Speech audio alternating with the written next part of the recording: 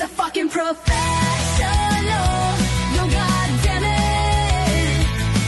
You're muted, what? And daring, it's iconic. Cheese breaks, fade breaks, staying hydrated. It's Shorty time. She's a fucking delight. Trial watching, trials and tribulations. It's Canp Shorty calling all nations. What are you drinking? Shall we skip this part? Left or right-handed? Shit, she slid it to the start. She's a fucking professional. Yo, goddamn it. You're muted, what? And daring, it's iconic. Cheese breaks, fade breaks, staying hydrated. It's Shorty time. She's a fucking delight. Psychology corner. Let's learn about stuff. New Miss Shorty music. Calling their bluff.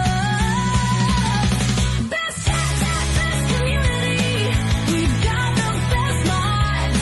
A safe, supportive sanctuary full of fun and love. Rock out with your cats out. Curse all you want. And here at Canp Shorty, we even say God. She's a fucking professional. You goddamn it. You're muted, what? And daring, it's iconic. Cheese breaks, fade breaks, staying hydrated. It's Shorty time. She's a fucking delight. Hey, Shorties, what's doing, y'all? Get in here, Shorties. Let's fucking go. Canp Shorty. Canp Shorty. Canp Shorty.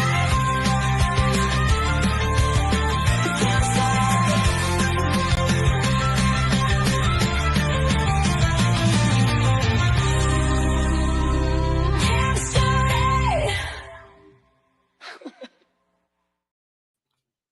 Hey, shorties. Hi, it's good to see you.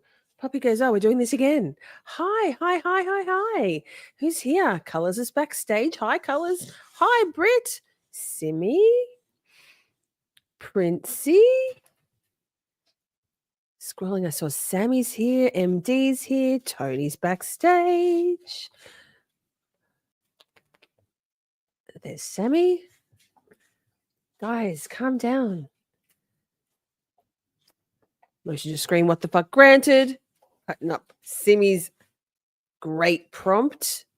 Buster's here. Hi, Bussy. Lainey, yay. I'm glad everyone made it. Fantastic. Laura B's here. Hope you're doing all right, gorgeous.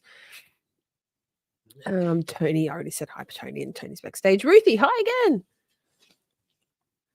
Let me see. I think I've said hi to everyone. If I've missed anyone, I'm sorry. Let me scroll to the bottom. I'm really looking forward to this conversation. There she is. Duckin's in the house. Anya's here. Lovely. Oh my goodness. I say hi, MD. Okay. Oh, I just buffered. I just forgot to talk. Fuck. So, long time no see, right? Timely Manor. Hi, good to see you. Thank goodness. If you missed it, we just did the week that was. Check it out. If you're interested in a pretty comprehensive view of what happened on the Twitters, the TikToks, and the YouTubes for the last week, happened to be a wholly free Karen Freed show. But we will be doing that kind of thing from now on, mostly every Friday. Pretty cool. The dogs are so excited. I haven't got any more pig's ears for them. Let me see. What have I got? They need some sort of a treat. What are we doing tonight? So a couple of weeks ago, who knows? It was recently. Oh, these are good treats. This isn't what I thought I got. But anyway, 2 delicious dog sticks. One for you. Puppy on this side. A couple of weeks ago, we had Colorsflight, my friend and moderator. Beautiful friend. Amazing moderator. And Jedi Ninja. Colorsflight. And also amazing friend, moderator for Uncivil Law, Tony P. We talked cool stuff. We talked text stream data with, Mr. Colors was secretly and unceremoniously filmed. It was great. If you haven't watched that, go back and watch it. Very entertaining and very educational. Hi, Rachel. Good to see you. But Colors has got some things she was very concerned about the jury, right? Turns out, thank goodness, we're all our worst fears were allayed and Karen is free. But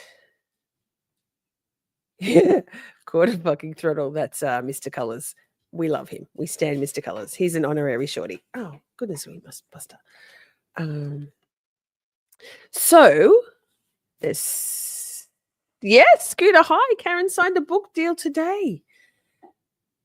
All the good things for Karen Reid, like all the good things. So I thought it would be fun to have Colors and Tony come back and we can have another chat. I presume it's Colors has some documents lined up that she would like to talk about. Yes, I know Ms. What the Fuck, producer extraordinaire, has some clips for us to watch, mostly jewelry stuff, but we will see where it takes us. So how about, without further ado, don't forget to hit the like. Oh, also Replay Crew High. If you would like to watch the live chat replay on your handheld device, your Tony, wait, don't get me with a zinger like that. You do far more than exist. You are loved, you are seen, you are appreciated, and you are here, Tony. So that's 3 things more than just existing. Replay Crew, if you'd like to watch the live chat replay on your handheld device, all you need to do is swipe left on the comment tab. There's a couple little dots up there, and it will give you the option to watch the live chat replay instead. Buster, did you just fart? Yikes. That's okay, Tony. I didn't bring anything either. You and I can just be the delightful faces of this, and Colors and What the Fuck can be the workhorses. How about that?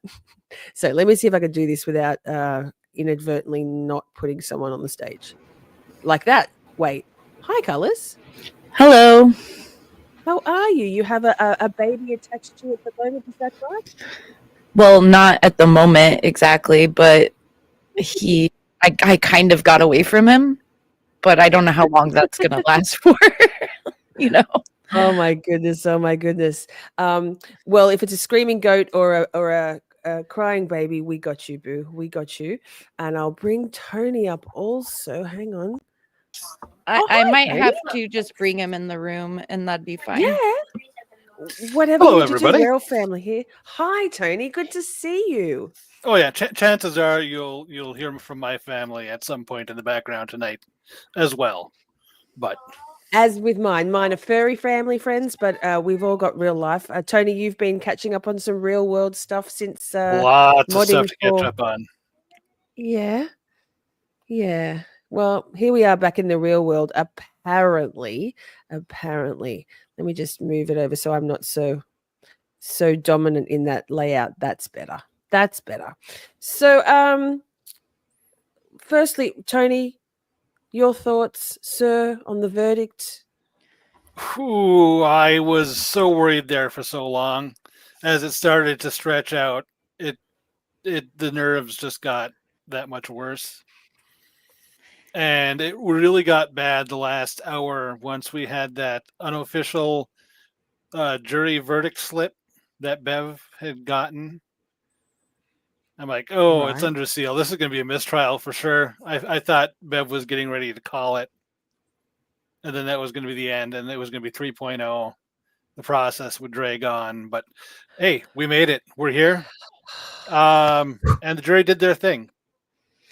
I was extremely worried too, and I just kept like getting myself more and more worked up and internally, I think. And then Yes. when the verdict was actually read, I actually screamed out loud, started crying, and then I threw up 3 times. And then I started Wow.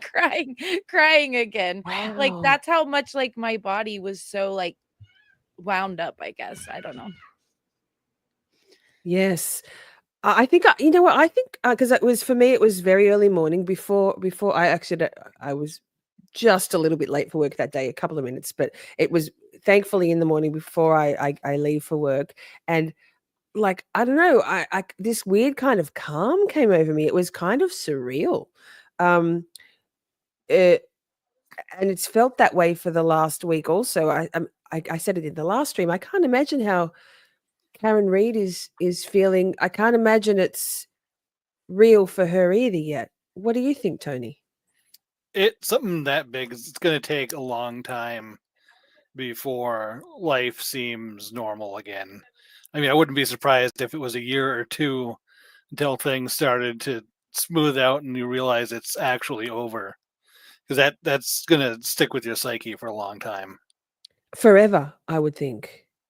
Like this is heavy, heavy shit. Heavy shit. Um, yeah, and I'm glad that I mean, obviously with the news of, movie deals and book deals going on in the background, she hasn't been doing nothing for the last 8 or 9 or 10 days, obviously, but I hope other than taking the trash out, literal and metaphorically speaking, I hope that she's taking some time for herself. Lainey says, I was freaking out too. And watching a live stream with 4 cameras going on was Turtle Boy, others in the street outside the courthouse, one inside. So the verdict they were recording was amazing. Yes, it was sensory overload, huh? External sensory stuff plus the internals, like Yeah, and Lisa, I actually did email you a few things because I didn't know what to do, but I did email you the clip of the verdict being read front facing where you can see all of them except for Eliza. It's like the best, clearest video. yes, I've got that. I think I've got that on my channel. I did a clip. Yeah, I As think well, I but think so. Yeah. Yeah. yeah. And w- and I loved that video because I stopped it and I watched it like over and over, like to see each one's face because they were all doing like crazy stuff, you know? Yes. It's I'm sure I speak for almost every person in this chat watching on replay in the Free Karen Reed movement, if that's what we are. That it was the roar. It's the roar of the crowd.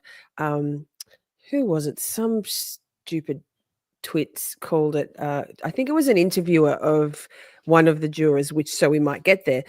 Called it a scream from the crowd. I'm like, that's such a loaded word to use. It wasn't a scream. It was a cheer or a roar, almost tribal, right?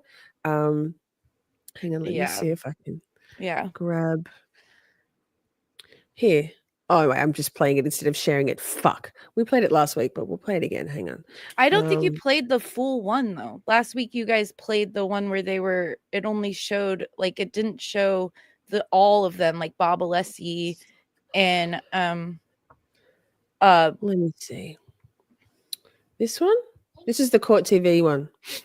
That's all I've got. Have you yeah, got a I different sent one? you an email with like where you can see Mhm. all of them. You clearly like you can see Bob Okay. Alessi's like all their faces. Well, you And guys walk and talk, and I'll find that. and I think it's like it didn't send as a link, so I think you just got to copy it and put it into your browser. Oh, that's I'll have to send Okay. that to what the fuck. That's way too technological for me. Hang on. What? I'm not like I could do it if I was thinking about it, but my brain I'm not tech. I'm not tech. I'm not physics. I'm not maths. I'm English and words and talking out my ass. Oh, speaking of tech, that's what killed me about the verdict. You know they're going to bring people in to read the forms. You couldn't have microphones ready for the court officer and then, a broadcasting mic for the jury themselves so you could actually hear what was going on instead of just having to rely on Bev's mic picking it up from 10 feet away. Yes.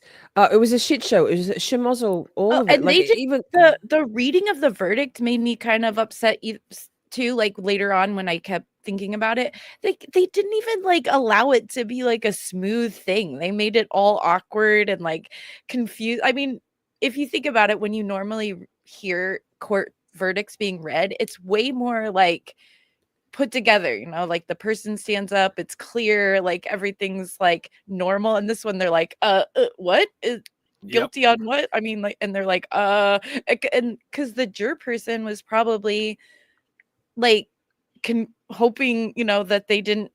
I knew they had a question about if they checked that box, would they get charged with the topper charge or whatever. And so they're probably like, you know, and so it just made it so awkward, you know, after all this time, you know, wanting to It hear felt that. to me like they were fighting, kicking, and screaming. They being the Commonwealth, the Bev and the Commonwealth, and Jim. Put your dick away, Jim. Like just not wanting to admit defeat, not wanting to make it reality. They really felt like that, and the way the verdicts were handled said that as well. Here you go. Look at this, Ms. What the fuck? Like the magic There we of go. what the fuck. Here she is. Let's watch it. Here, I'll move this. 2282 CR 117001, murder in the second degree. What say you? Is the defendant at the bar guilty or not guilty? Not guilty. So say you, Mr. Foreman? So say you? No. Do you agree? Yes. Do all of you agree? Thank you. 002. What say is the defendant at the bar not guilty or guilty? Not guilty. Is not guilty or guilty about that charge or any lesser included charge? Thank you. Specifically, number 5, operating under the influence of liquor by operating a motor vehicle with a blood alcohol level of 0.08 or greater. Correct? Yes. So say you, Mr. Foreman? Guilty. So say you all? Yes. 003. What say is the defendant at the bar leaving the scene after accident resulting in death? The defendant not guilty or guilty? So say you, Mr. Foreman? So say you all? Jurors, hearken your verdict as the court records that you upon your oath say the defendant on 001 is not guilty, on 002 is guilty of operating under the influence of liquor, and 003 not guilty. Thank you. So good. Yanetti's dimples. Yanetti's Yeah, tears. so that one was the best one I saw because you could see Yeah. all their faces, and AJ's like side eyeing look at over at the judge and Jim, like he's like, and now we know from Turtle Boy that AJ was extremely stressed, like huffing Yes. and puffing, like pacing back and forth before the jury came in. So, oh man, and then Yannetti just like. You could see all the emotions coming over his face, like, oh, it's just crazy. Absolutely. Crazy. And also Yannetti was talking, I think it was in the Judy Ron interview, he was talking about the attorney's psychosis, that when you think everybody's against you in the courtroom, like everybody, but I guess particularly as a defense attorney, and it was in reference to Welcher on the stand when he was checking his smartwatch and had his emails there and was writing things down the whole time. And but imagine what they thought when they, being the defense table, when Bev and Jim had a bit of a peek over at the verdict slip, like the time would have stood still. Ugh. And I have a funny story that I can share with everyone. So after the initial reaction, and then I'm still sort of like bawling, I go up to my 5-year-old son, who has been hearing about Karen Reed and seeing me watch stuff about her and everything since he was 2, probably. I mean, you know, and I go up to him and I say, Karen Reed is free. And I'm like crying, and he looks straight in my face and he goes, Mom, Karen Reed's not real. And I was like, what? And I'm like already a skeptic and a conspiracy theorist. But I think it's because I've told him like things on TV, you know, this isn't real, like shows aren't real and stuff. So I think maybe that's what he was thinking in his brain. But it was just so funny. It threw me off. I'm like, not real. But Yeah, wow. kids are so funny. Kids are so funny. Actually, I had a couple of sidebar. I had a couple of little 4-year. They told me all about themselves. I was doing my grocery shopping at Aldi after work on Wednesday, and these 2 little girls were like, kids are often like mesmerized by me, like they look at me, and these 2 little girls came out and they're asking me all these questions, like, why did I have so many yogurts? Did I have kids? And how old was I?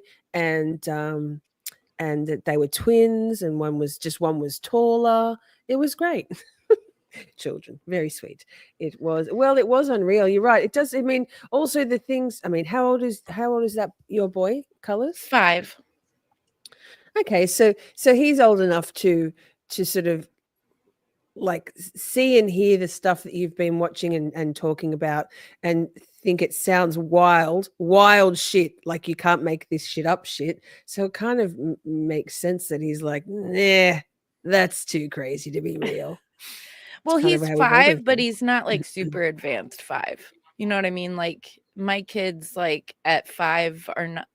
Some people's kids at 5 are like geniuses, you know, like doing crazy stuff. But mine tend to be a little behind, except for this newer one, the little 2-year-old, the baby goat. He's extremely smart. When we do homeschool, he wants to just sit down and he will not move. He'll sit there and he'll go through all of his sounds and his letters, and he's only 2. And the other one's like jumping, like building things out of like paper, you know. So, but I did have this poem here or not a poem, this is a quote that I thought we could read in honor of the defense attorneys, which is, everybody knows this quote. It's "The Man in the Arena" by Roosevelt. Yes. So I thought we could, and read this in honor of them. Do you guys want me to read it, or do you want to read it, Shorty? You can read it, darling. I love it. Okay. Recite poetry to us, Colors. We love this. Well, we do have a No, no, it's poem. not This poetry. is a quote, but the Yes, other a one quote, is a yes. poem. Okay, so So romantic. Let's do it. The Man in the Arena. It is not the critic who counts, not the man who points out how the strong man stumbles, or where the doer of deeds could have done them better. The credit belongs to the man who is actually in the arena, whose face is marred by dust and sweat and blood, who strives valiantly, who errs, who comes short again and again, because there is no effort without error and shortcoming, but who does actually strive to do the deeds, who knows great enthusiasms, the great devotions, who spends himself in a worthy cause, who at the best knows in the end the triumph of highest achievement, and who at the worst, if he fails, at least fails while daring greatly, so that his place shall never be with those cold and timid souls who neither know victory nor defeat. By Theodore Roosevelt. I So love that. I love that. yeah, and that's sort of like what they were. Yeah. They were in the arena, man. And I remember, like, from Alan Jackson's interview on Howie Carr, that he was he was like, some of the stuff he said, he was like, this team has gone through the gauntlet. I mean, you could really feel with the words that he was using how much this was so hard for them. And he even said that, I think Howie asked him, he said, how often did you feel like you would get a fair trial in Norfolk County? He's like, every day I felt like I wouldn't get like, he's like, every second of every day I felt like I wouldn't get a fair trial in Norfolk County. And they were really fighting uphill. And it was mostly the judge, man. The judge is what caused this to be so hard for them, Yannetti said again, I think it's all fresh in my mind in the Judy Run interview, that it's for the better part of 3 years. Wait, 22. Yeah, more than 3 years. He's been living, breathing, sleeping, everything, this case, which is basically as long as he was at school to become an attorney. Like that's some interesting comparison, really, isn't it? Like, wow, so much of their life, and not just a client, not just a client, but a factually innocent client being railroaded by the system, by the state. Yeah. Crazy. Yeah, it's so And much bigger than what you're normally going to deal with that you become invested. It's not like one of those cases you spend 2 hours a week for 3 months and then you get 1 day of trial and it's over. This is life. Yes. There's yeah. so much at stake. And in that Howie Carr interview too, Jackson called out Sarah McLaughlin, which I thought was interesting because he said she was the one filing all the abusive papers and the abusive process to keep out the defense witnesses. She was behind the scenes doing all of that. And it's just so bizarre, like when you think about it, that here you have two actual prosecutors that work for the DA's office and that are willing to do this, which is so unethical. And then, then you bring in this other dude that is really a defense attorney. And I don't know if he's ever been a prosecutor, Hank. I think he's always been a defense No, attorney. yeah, I believe. Yeah, I think so. I don't think you're he's right. ever been a processor, but because I haven't heard anyone say that. But Meanwhile, it's- Yannetti and Jackson both have. Yannetti and Jackson, like Mm. Yannetti was a prosecutor for about 10 years, and Jackson, I think, about the same, maybe a little longer, actually. I think he was for 17 years, Alan Jackson. Yes, Yeah. that rang a bell for me too. Yep. Yeah. So, so they know how it should be done. So all the more egregious just have to sit there and watch the bullshit that was going on from the Commonwealth in both trials, really. Yeah, and Alan Jackson's statement that he released after that absolutely ridiculous statement released by Hank Brennan. I mean, that was so gross and disgusting. I'm sure everybody's seen that. But the reply back from Alan Jackson was so good. When I was reading it, I could like hear his voice like in my head. Yeah. But He clapped back hard, didn't he? Boom, bang, bang. I'll call this one bang, bang. Oh yeah. and Brendan really deserves every last bit of stuff that gets thrown at him. He's been on the other end of this enough times to know what you should expect out of somebody who's confident and confident in the process, not in trying to hide the ball like he did the entire trial. Well, and I But don't this- even Go ahead. I was going to say, so you go, Colors, you go. Okay, I was gonna say that I don't even think he's like a real, like his persona that he displays in court and in interviews. Like somebody in the Fight Club posted a really old clip of him being interviewed after the Whitey Bulger trial. Actually, we should play that. How long is that clip? We should play that. That might be really interesting. Yeah, it is interesting because I don't think that he actually is this persona. I think it's fake because when you see pictures of him out and about, he looks so like he wears bright colors, he looks super relaxed, he plays harmonica in bars. You know what I mean? So I honestly think that his persona in court and his lawyer persona isn't even really him. I think it's like a made up character that he puts on when he's doing his lawyering, and I just think that's creepy. Yeah, that makes it so much worse. No, It's not like, yeah, I'm just this way. No, I choose to be like this. But also, the court is theatre. All of the attorneys have alluded to that in their various interviews. And, obviously you need to have a presence. But I believe it was Alessi who said, was it Alessi? Oh, fuck, I don't even know. Anyway, all the attorneys and all the law people sort of mentioned, generally it's just an enhancement, like you're putting your best foot forward in court, and everybody should be, and sort of bolstering or pushing up your theatrics where needed. But if you're putting on a completely different persona, then that's, I mean, that right there is suggesting the vibe we all got from Hank Brennan, which was he was a two-faced, like, lying rat weasel snake. That makes sense then.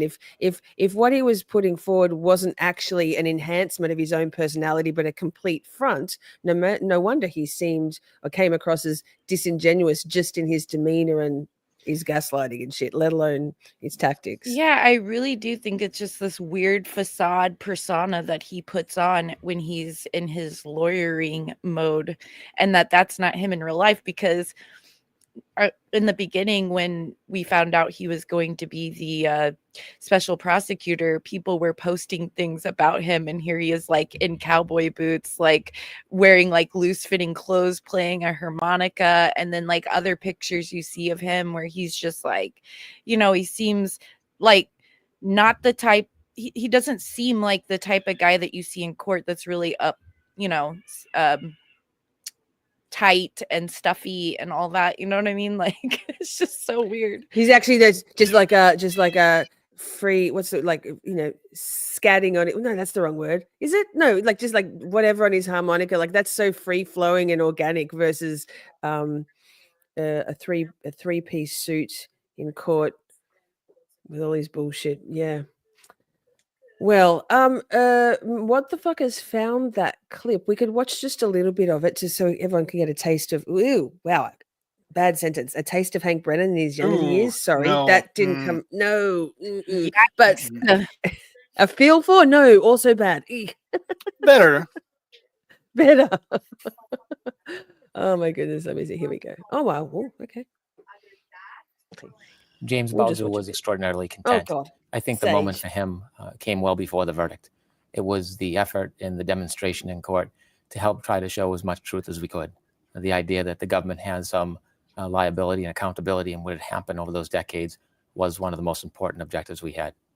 One of the oddities of this was to see Stephen Davis and other members of families of victims embracing you and Jay Carney today, and yet here you were representing the man who killed their loved ones.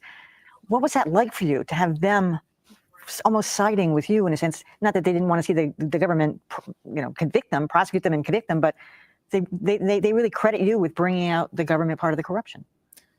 Well, we expect our criminals to commit crimes. That's what criminals His do. voice, We don't expect that sir. from our law enforcement. And so having a very unique opportunity, Jay Carney and I had the ability and the invitation to do anything we could to try to help find the truth and expose what the government had done. And the government had done a number How of things that we don't ironic. expect from our Pause, government. pause, please, please, what the fuck? Yeah, ironic. What were you going to say about the irony? Because I've got an irony as well. I mean, my goodness, like, we don't expect the government to commit crimes. We wanted to expose what the government had done. And like here in the Karen Reed case, the government, as he says it, like he says it in such a weird way, is like Yes, with literally such doing all disdain. this shady, like bad stuff, and he's like completely down with it. What was the circa of this interview? How long ago was this? I don't even know I know a very scant facts about Whitey Bulger. How long ago is that? Because I don't understand how Hank Brennan can look younger but also older. However long ago this was. Was this like 2008? Yeah. There we go. Is what the fuck's checking for? It us? was like the late, like 2010, maybe. Okay. 2013. That's from. Interesting. Okay, so 12 years. Anyway, yes, there's that 11 years ish. Yes. I mean, Yeah, and usually as a prosecutor, you have to take the cases you get. That's just the way it goes. But Hank Brennan signed on to this. big bucks, man. Yeah, having had the background he's had, trying to bring to light government corruption and all this, knowing what it's like on the other side of it, is still willing to run the dirtiest campaign you could ever think. Dolly's with me. Dolly says he was probably a plant. I was leaning the whole way to Hank was trying to throw it, and almost nobody would have it. But you can't do all that. He like Andrea Burkhart's been talking about she fantasize well, not fantasizing, but envisioning a novel. What's the word she uses? A novel which is basically the flip side of that, A where graphic novel. A graphic that's it. novel. Thank you. Plot twist. Hank Brennan was actually a plant, and he did all these egregious things, which in any normal court, in front of any regular, honourable judge, none of it would have flown. But lo and behold, it keeps happening and happening and happening, and even like wrong shoes, taillight pieces in evidence bags. The It list would goes be on and on. a really good story if that was the and it would almost make more sense than in the real world. Like Exactly. It Yeah. didn't to me. It was too many cumulative, wildly bullshit. You can't make this stuff up just in court.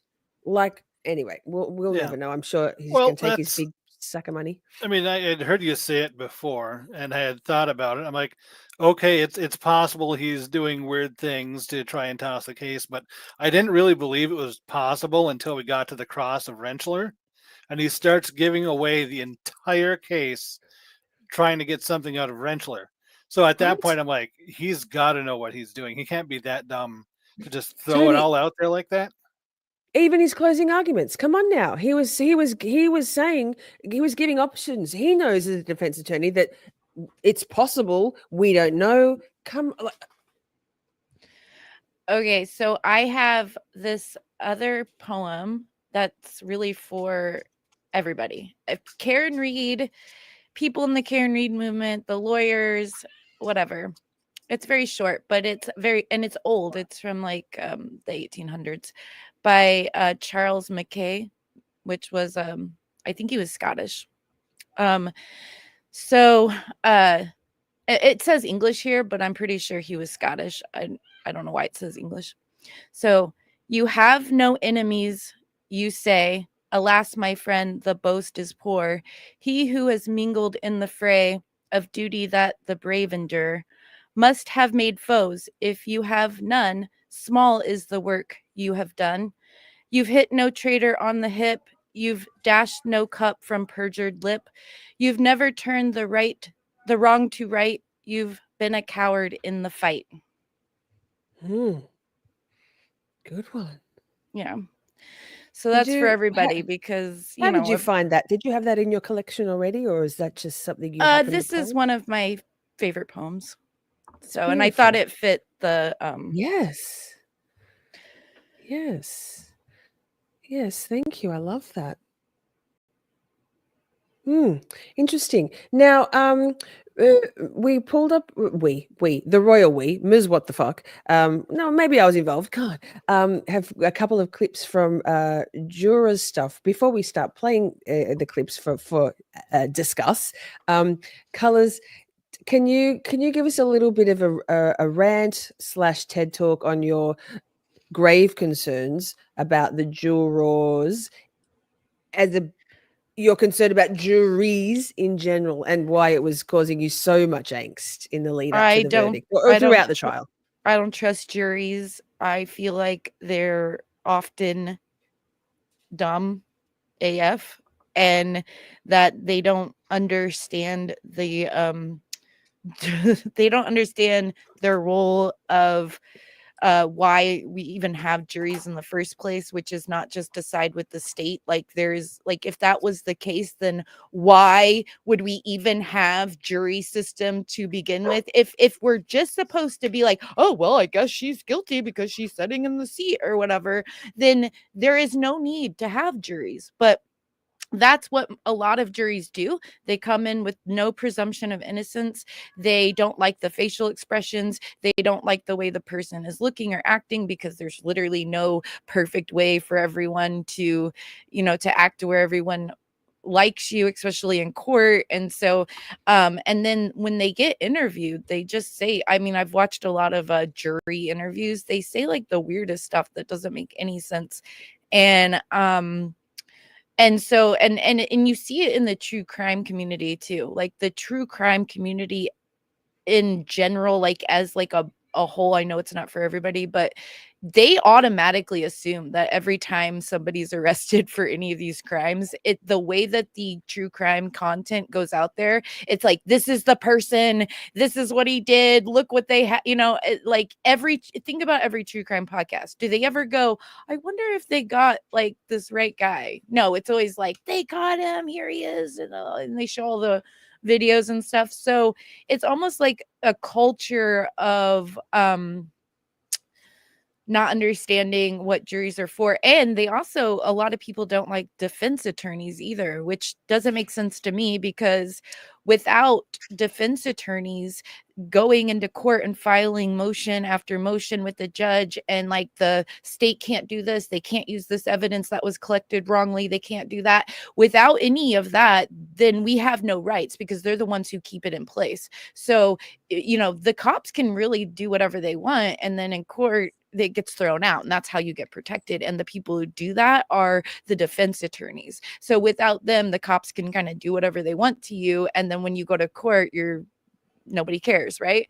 So so I have a lot of bad feelings towards juries in general. I like but it wasn't nearly as extreme until Juror Ronnie, who stole my soul. And after that, I was like, okay, it's all, and after I had heard his interview, I actually went and did like a bunch of research on hold on a second. Okay. Yeah. I wonder. Tony, go ahead. I was going to say. I think the tide seems to be turning with these kind of big, high-profile cases where. Oh, well, Karen Reid. But, a lot of the times, though, defense attorneys are literally doing the kitchen sink defense. We talked about that in the last stream. They're actually defending a factually guilty client. And so I think that's where a lot of the disdain or distaste from the public has come about defense attorneys. I understand they're doing a job, but also it's like, yikes, quite often they do kind of do sleazy Brennan-esque things, anything they can. So I understand. What do you think? Part of that is just trying to fight off the state, making sure they're doing things correctly. Because like Color said, they're here to protect all of us. Yes. Really, at the end of the day. And so what I was saying, after the Juror Ronnie interview, I went and looked at a bunch of statistics, and you have 11% chance in a jury trial of a not guilty verdict. But if you do a bench trial, you have a 32% chance of not guilty. So that right there tells you that the jurors are not following the law or doing things appropriately. If you go up from, if a jury is 11%, but you go in front of a judge and it's 32% higher, then you see what I'm saying? And a lot of it is also too, the court system doesn't tell the jurors anything. And then it's like, if they don't ask the magical, they have to phrase the question exactly right. They have to know the exact word read back, and they have to know how to ask that exactly right, or they don't get anything. And so, yeah, that's my rant, I guess, about jurors. And thank gosh. I think also, remember, sorry to interrupt, Colors. Judges also, that when they're doing bench trials, that's their job. That's what they do. They know the law. They are able to objectively set aside emotions and compartmentalize and look at the facts, the science and the data presented to them in evidence, and assess based on that. Whereas jurors are, a jury of your peers. They're regular folk. And in my experience, not many people in the big bad wide world are able to be objective on things that are highly emotive. And I wonder whether that's sometimes a problem. It's just the human condition of being emotional beings that's very hard for most people to be objective in the face of that kind of stuff. What do you think, Tony? That's part of it. I think the other part of that statistic might come down to, I don't know that there are a lot of bench trials going on compared to jury trials. So the ones that do go before just a judge might have a whole separate baseline of case facts than a normal jury trial would. So I don't know if it's apples to apples or not. There as far actually as that might be goes. more bench trials than jury trials because a lot of times, like, I mean, there's so many crimes going on out there, and like there actually, I'll have to look into it, Tony. There actually might be more bench trials than jury trials. Okay, but yeah, that's Somebody it. let's Google it. We're in real time Google. It's a good point. Statistics. Sorry, I got excited. And also the people who go to trial. Here's another one. The people who go to trial are generally the ones who are like, hell no, I'm going to go in front of a jury, not the bench, because the judge is probably going to see things for what they are, which is, yeah. And whereas the jurors, That or they don't trust Uh, the system because the mm, judge is part of the system. So yeah, good. Yep, good point. Good point. Good Well, I point. think a lot Uh, of people don't know, like, I mean, even if you're convicted of a crime, you probably don't know how the court system works and you don't know the statistics and all that stuff either. So you think, oh, I'm going to do a jury trial because that's the best thing. And um, I don't know. When my planned YouTube channel idea that I have going on, one of the things I wanted to do was make a jury series and go through like why we have jury systems, how it comes out of like the Magna Carta and all the way back in England and like how it evolved and like what it all means, and then go and I would like to interview like judges, like the judge that I'd really like to interview, if I don't even know if they do things like this, but this guy is the one that did the he was like up in North Dakota or South Dakota, one of those two, that did the roommate murder trial recently. I didn't watch that one. Though that judge was so awesome. I loved him so much. And the two the two defense attorneys, like after that were or during that trial were hilarious and extremely good. And they were brothers. And when the verdict came in not guilty, they jumped up and like chest bumped each other and were screaming in the courtroom and like that I watched that trial. Yes. That was such inappropriate conduct by those I attorneys. loved it. They yeah, were that's a bit brothers. much. Now, what the fuck was on it, and what the fuck has got something for me to read? Jury trials are the norm, especially for serious criminal charges and tort claims. Bench trials are chosen less often but can be more efficient and may lead to a higher acquittal rate in certain situations. The choice between a jury and bench trial depends on the specific case, evidence, and legal strategy. I know Betero talks about. Thank you. What the fuck? I know Betero talks about the fact that he does quite a few bench trials up in New York. So yeah, because he, you know why? Because he doesn't trust juries. Mark Bedro doesn't like juries either. Good And point. he talks quite a lot about it. So yeah. Yeah, right. Yeah, so I mean, all's well that ended well. In fact, what we seem to have ended up with clearly was a jury who were very well chosen, selected by, for all those antis out there, Hank Brennan also. The Commonwealth Yep. also had a part in choosing that seated jury. And we all just breathed out a worldwide collective sigh of relief, huh? I think when those questions came in, right, the group of three on the day before, wasn't it? On Tuesday? That's where we're like, oh, okay, this is good. Like, this is good. Mhm. This is good. Right?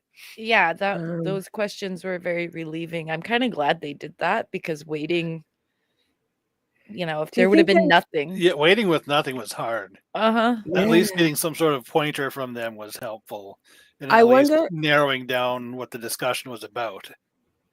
Absolutely. And when you think about the fact that Aidan Turtleboy reported the fact that the foreperson, juror number one, smiled at the Reed, Bill and Janet Reed when they came out of the deliberations room. I wonder whether they were wanting on some level to signpost to the defense and to Karen Reed that we're almost there, because like those questions, I don't know, like it almost seemed like there was, maybe I'm reading too much into it, but they seem to be questions that, I don't know, maybe it was almost like we're almost there, we hang in there, like hang in there, Karen. The foreman, Juror 1, oh my gosh, love him. He is amazing. Very smart, very knows he knew he got the assignment, right? Like All of them did that we've heard from so far. Yes, it was very good. And they did a really good job the way that they have described the process. They did a great job.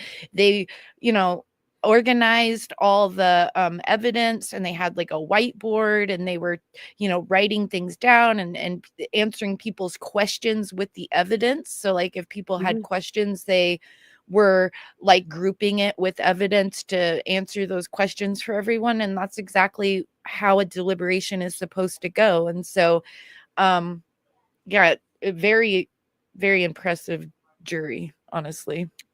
This might be a good time to play play a couple of the clips so we can use it as a sounding board. Look at that, the magic of StreamYard and Ms. What the Fuck. In that room was very smart and very committed to telling their story.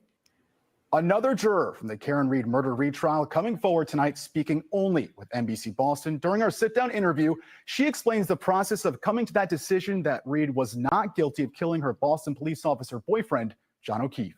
Not guilty or guilty?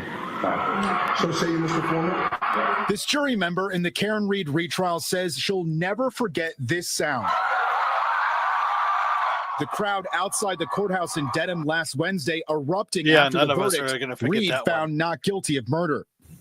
It was overwhelming. There was so much grief and so much joy in that moment, and you really felt the weight of everything that we had done that day. The juror wanted to remain anonymous. In fact, she says at first she didn't even want to be seated on the jury. I love my job. I didn't want to not be there for a long time.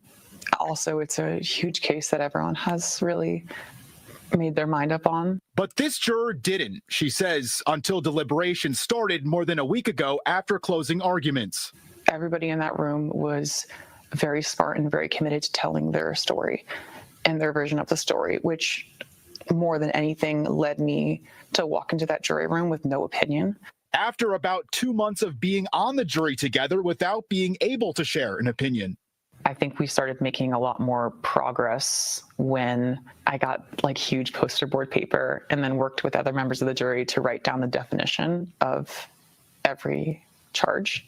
At the end of the day, this was an absolute tragedy for the O'Keefe family, and I hope that they find justice.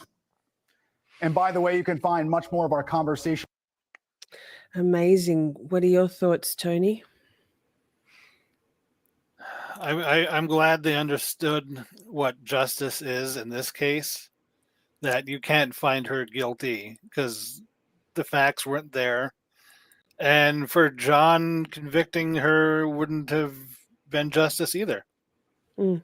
Absolutely. Exactly what they needed to do.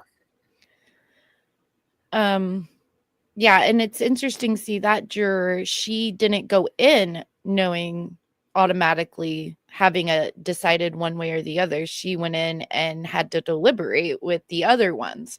And so it's interesting because some of them, like the foreperson and I think Paola, they were innocent, right, when they went in.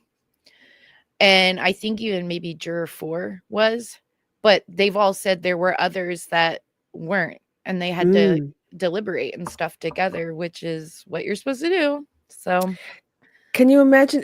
I can't imagine, I'm a talker. I'm like Kerry Roberts. I'm a talker. I don't know how 18 people could sit there through that shit show and be able to restrain themselves to not discuss anything at all. I know jurors tend to take their service and their role very seriously, and also heed the admonitions of the court to not do so. But Colours, how do you think you'd find not talking about it? Actually, you know what? That's a stupid question. You're a bloody spy and a ninja. You'd be able to do it. No worries, right? yeah, I would be fine. if that Damn was it. if that's what we were supposed to do, like they tell them they definitely tell them that at least. So that's Yes, like the over and one. over again, over and So over again. and you wouldn't want to mess the case up, right? You wouldn't want to be No. the one who who caused an issue. So Also, um the public shame of being like pulled in, like to be forever known as the one who couldn't keep their bloody mouth shut. Maybe that would be enough for me to be able to heed the warnings. Tony, how do Well, you think you ideally, go? if you mess up, nobody knows who you are because you get Yeah, dismissed, and then hopefully nobody else on the jury rats you out after the fact. But although your family members would know and your friends would know that you were sitting on that jury, and suddenly you were on a jury, and suddenly knew you were no longer. No, I'm back to work a bit early. I feel bad for the jury members that they're all like every one of them's like, can we not get justice for John? Like, I don't understand like why this even happened. Like, why aren't we like looking for who actually did this? And they kind of seem a little confused, you know what I mean? And it's like, they're not gonna be looking, mhm. and then they're like, oh, I hope the O'Keefe's, they, for their sake, they're always gonna believe it was Karen. I mean, that they just don't know what we know, and so they're just like saying things like, I want just, for the family to get justice, but the family is never going to believe it was anybody but Karen. So it's such a No. complicated, weird situation, and I don't know. It is. Yeah, It's. I mean, this was justice for Karen, certainly, yes. but not as much for John because we're no closer today than we were, 3 years ago to solving what happened. Unless the FBI has a bunch of stuff we don't know about yet, which is possible. But I think they'd have revealed it. I don't know if they have a mechanism for charging anybody with murder, because the reason they could with the Sandra Birchmore case is she was being groomed by Yeah. people in Public higher up. corruption. Yeah. Yes. And so yes. whereas in John, I don't know if they have that legal mechanism to Not for his murder, but for at least ramifications for what happened afterwards. That would at Yeah. least be partial justice for the attempted cover up. They might have more evidence that because it doesn't really when you listen to Michael Easter's interviews, if you think about it, like some of those text messages like between Higgins and Brian and stuff were given to the defense by the FBI. So surely they have like way more. Why would they just have 2 messages or 2 phone calls? You know what I'm saying? So so they probably have way more, but who would they give it to convict? No one in the state, the DA wouldn't want to use it, right? So they're probably just like sitting on it like Yeah, I mean, hopefully Morrissey gets voted out Yeah, and I somebody think else people are going takes to wait. over. The thing with Higgins, he could possibly be charged federally with obstruction of justice. There could be perjury charges laid, I believe, but they're very rare, very rare. They Not states. That's a state thing, I think. It can FBI like lying to the FBI? I wonder who would have done that. They Couple may of have them. a mechanism because he actually is a federal agent. So if he murdered someone, they actually might have a mechanism to charge him, now that I think about it, because he is a federal agent, right? And so he is sort of under their jurisdiction, right? I mean, Right. so maybe there is, but you remember last time I was on, my theory of the case, clearly we had heard from Dr. La Posada, and so he fell backwards, and then there's that crazy picture of the garage, which is really weird. And but so now I was starting to think, I'm like, what if he went in the garage, Brian Albert let the dog into the backyard around the same time, Higgins is in the garage for whatever reason, or Colin, and they get in a scuffle and he falls back and hits his head, and so I'm saying so let's say Higgins was in the garage. Then Higgins just leaves. And then shortly after that, Colin, who's just waiting for his ride, he also leaves. And then Jen McCabe is calling and calling to try to find John because she saw him walking towards the house. And then she follows the sound of the ringing phone into the garage, finds John like that, picks up the phone, runs upstairs, downstairs, and then upstairs to find Brian Albert. And then they don't know because Higgins just left. And then shortly after Colin just left, they don't know who did it. And so like maybe they call Higgins and they're like, bro, dude, what the heck? And he's like, oh, I don't know. And so then they don't know who did it. And that's why they're covering it up, because it could have been Colin. And all Higgins has to do is say, oh, I saw Colin hanging out by the back door or the garage door as I was leaving or whatever. And so they don't really know who did it. And that's why I don't know why they. Oh, yeah, this. Oh, it's agonizing. I like that. Like, it could be. Well, I find it interesting that Higgins hasn't been on the Mick Albert apology tour here post trial. Distance. They've got everybody else together but him. Remember, Higgins wouldn't answer their calls, and so Chris Albert, I think it was Chris or was it Kevin? One of the McAlberts reached out to him like, bro, like what's going on with you? And his attorneys had advised him, I think something like that. But yeah, I don't think they. It's very telling, like all this stuff. I actually sent you a link by the email. And then I put like 17-minute mark for the yes. But it's actually somebody called into the Howie Carr show, and it's really interesting what he says. But his wife, when she was younger, dated Chris Albert, and it's interesting what he says in this little short clip. And so I sent that to you by email. Let me see if Ms. What the Fuck could maybe cue that up for us too, because that sounds like tea that we need to spill. Thank you so much. We can't. Oh, it's harder to catch a lot of the stuff that you guys have local stuff in this US local stuff when we're in Australia. I couldn't. You can listen to Howie Carr on Spotify. Ah, yes, actually, and he does when he's live on Twitter. It's there as well, but I don't know. It's really political, though. A lot of the time, probably not your cup of tea. Yeah, that's why I like just to know the segments. Although it would be educational for me because I don't understand a lot of your political stuff. But now, wait, sorry. I don't. Yeah, I don't. I've got too much else going on in my brain to have to worry myself about that. So we do have a clip from Paola. With Larry Foreman, the DUI guy. He's rebranded. It's about 8 minutes worth, but we can watch it in a few little clips and talk about each one as we go, perhaps. Let me see. I think there it is. Oh, wait. Great minds.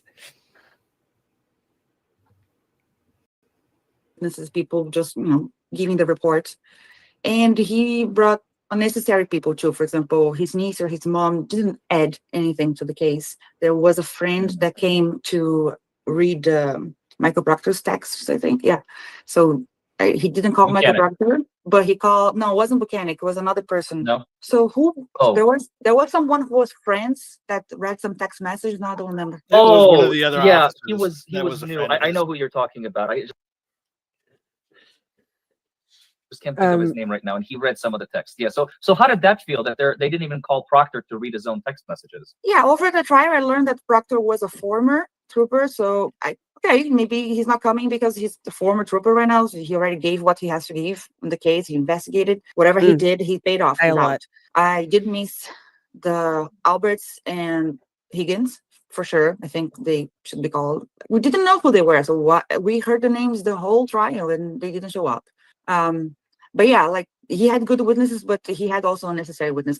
I still don't know why they called the managers of the bar. We listened to two managers, like making a baseline for something. I don't know, but there was two managers. The managers they had of to the two bars, them in for the video evidence. Oh, yes, they were. Yeah, that's my bar, and these are my video cameras. So that's the only thing they were getting out of that. Went on that night. They had their testimony. So you feel that it hurt the prosecution by not calling the owner of the house, Brian Albert, and not calling the one who had the text message exchange with Karen Reed, Brian Higgins? You think that hurt the prosecution? I do think because if they want to present their narrative and convince us of something, and that's their burden, they should bring in the people first. They will tell their point of view, what happened. They just gave an interview this week or last week, right? So we want to hear from them their story, so we could compare and see if it was reliable or not, and we didn't. What about not hearing from Michael Proctor, former, we like to call him former disgraced Massachusetts State Police Trooper Michael Proctor? When the trial ended and you saw that he did not testify, the lead investigator, as you heard, did not testify, how did that make you feel? What did that make you think? Personally, I didn't care much because everything I think he did was presented to us. Like, we have all these officers coming in and telling how the investigation was done. We had 3 days of mechanic, and he was already fired. So what else is he going to bring? Like, he didn't do anything after the trial started, or he was fired last year, right? That's interesting, don't you think, Colors and Tony? Hang on, I'll get us back onto the other screen.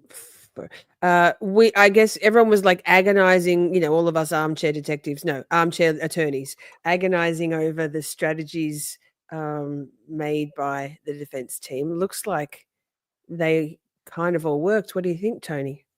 Pretty It clear. definitely worked. There was no need for them to call Proctor and let Hank have his shot at unlimited cross-examination.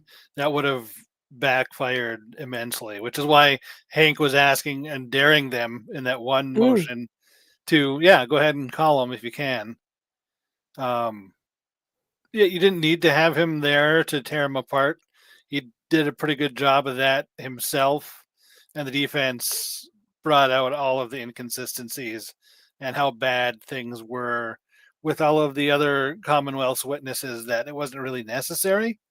But I think if Hank had ended up calling him as a witness, it would have shortened the deliberation to probably about 3 hours, and they wouldn't have even considered the OUI charge. What do you think, Colors? She's doing stuff. I would just remind. Are you there, Colors? I was reminded of just there when you were saying that. Remember how Nettie said in court to the court, but about Brennan, like, thank you for giving us some strategy suggestions, but we'll do that. I love me a bit of spicy Nettie. He's great. All right, let's keep going with the next. Wait, again, I'll get back on the thing. Yes, that. Thanks, Ms. Watt. Interesting. Okay, so and then you said at that point you were already like 90% leaning not guilty on Karen Reed when the prosecution said prosecution arrest. You didn't even hear a single witness from the defense yet, and you were already thinking that. Yeah, based on the Commonwealth witnesses. There was some witness that felt like they were working for the defense already. For example, Dr. Scotty Bello, when she said that they, and he didn't have any sign of being hit by a car. So that was like boom, bombshell. At least Bombshell. to me. Yeah. Right, because she's the prosecution witness in saying that. Go ahead. Yeah. And I don't remember if it was Officer O'Hara or O'Keefe, one of those two. Was super nervous on the stand, like biting his lips and closing his eyes too much and looking around like this and taking deep breath all the time. This witness was really, to me, still a impression that he was extremely uncomfortable, nervous, and not being fully true with his statements. But again, I can't accuse anyone of perjury. It's not my aisle here. But the behavior of some of their witnesses also gave me this vibe that there was something else going on that they couldn't say. Hi, Bob.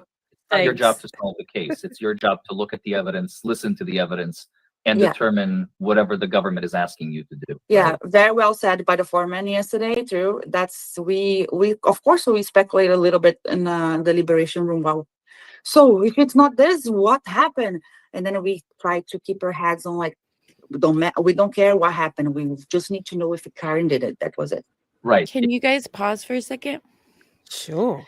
So I love this lady, but I've listened to several of her interviews, and there's a few things she doesn't get exactly right. Like one time she said that the the prosecutor is just doing their job, like that's what they were given, and they don't have to take cases. That case should have never come in front of a judge. And so I don't know if she probably doesn't know about that, but like they don't have to just try anyone that the cops say did something, right? And then the other thing is she was saying that she made a comment where the court, when they asked if Bev was being biased or if they noticed anything with Bev, she made a comment that, well, the judge, so that would be like the court, and the prosecutor worked together, and that is absolutely 100% wrong. The court is a separate entity from the prosecution. Like the prosecutor, Technically.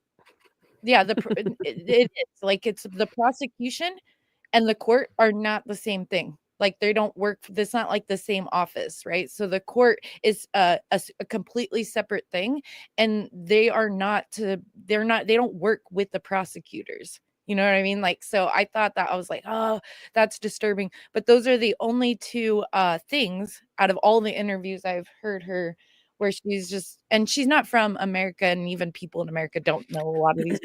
So she's only been in the States for like I think not even 18 months. So she said they used to live in California. So oh, I didn't hear that part. Yeah. I think she's like gone back and forth or something. Like recent. Perhaps also sorry, go ahead. Their recent moving to the United States was 18 months ago. Right. The other thing is she may not, at the point in time when she had that interview, been aware that Hank Brennan was special prosecutor versus an ADA. So that's a difference. And I know technically they don't have to bring cases, but if a district attorney is insistent on bringing a case, sure, theoretically the ADAs can say, nope, not touching it. But that comes at a cost. Depends on what the culture of that particular district attorney's office is, as to and how strongly you want to stand on your morals, because you may well lose yourself a job. And different people weigh things up differently. Not everybody's going to like genuinely wear that white cap and white hat and say, nope, I'm not doing it. Although Mike Skidmore made a good point that we're all aware of. It's where one would assume that none of the other prosecutors would try the case, hence Hank Brennan. Or Tony, do you think they brought Hank Brennan in because no level too low for Hank Brennan to stoop? What do you think? Well, there's two parts, I think, to getting Brennan to do this. One is they saw how bad Lally looks in front of a jury, asking what, if any, several thousand times during the case. And they needed somebody with more stage presence. Finesse, you think? And finesse. Yeah, I guess. But with that, you also have to find somebody who's willing to do the deed on a case this messed up. So his flexible morals are definitely part of it.